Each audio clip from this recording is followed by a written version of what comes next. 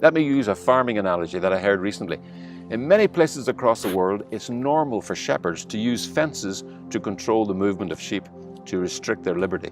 But there are still some parts of the world where fences are not used. Wells are used. The shepherd sinks a well that brings up such fresh water that the sheep, when they get the taste of that water, they never wander too far away from that well. If you have a good well, you don't need fences. Churches or ministries that use fear to control people's behavior have had to start using those fences because the water coming from their well doesn't taste good enough to keep their folk from turning back to the world. That's usually because their gospel is so leavened with the old covenant that each week it is effectively pointing people to themselves and demanding that they do more for God, rather than pointing people to Christ and what He has done as sufficient for all their needs. The problem with a message that points to you is that that's the same water being served from all the wells of this world.